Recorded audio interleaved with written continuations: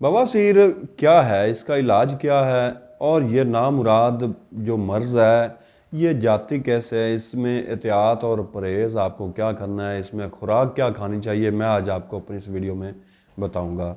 हकीम मोहम्मद अहमद फाज़िल तिब वल जरात आपकी खिदमत में हाज़िर है। नाज़रीन, बवासीर एक ऐसी नामुराद मर्ज़ है जिसमें बंदा जो है ना वो बड़ा बेचैन हो जाता है, जो मरीज़ है वो बहुत परेशान रहता है।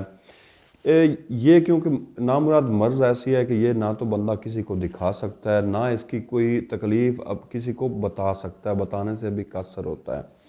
और इसके अलावा ये जो ज़्यादातर होती है वो जो जो लोग होटलिंग ज़्यादा करते हैं या कि बाहर का खाना खाते हैं, नाकस ग़िज़ा खाते हैं या लाल मिर्च का इस्तेमाल बहुत ज़्यादा करते हैं, उनको अक्सर ये मर्ज़ लाक हो जाता है। या उन लोगों को होता है कि जो लोग सिर्फ़ और सिर्फ बैठे रहते हैं, उनका काम जो है जिस्मानी काम उनका नहीं होता, वर्जिशी काम कोई भी नहीं करते, उनको भी ये मर्ज़ लाक हो जाता है।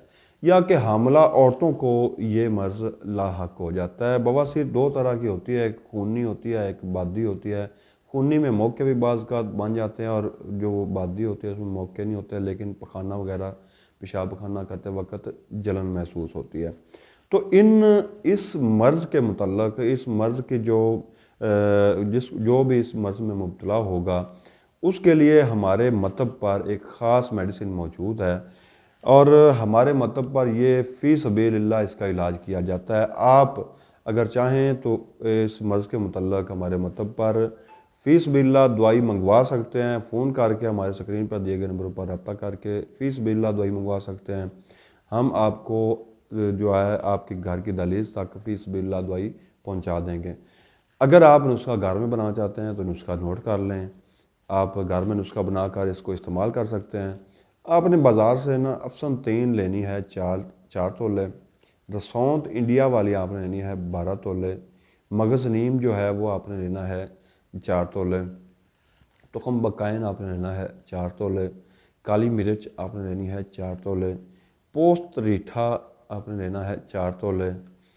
वो इन तमाम अज्जा को आपने बारीक पीस लेना है। 00 का जो कैप्सूल है वो आपने फिल कर लेना है। इस कैप्सूल को आपने सुबह और शाम 2 टाइम ताज़े पानी के साथ इस्तेमाल करना है।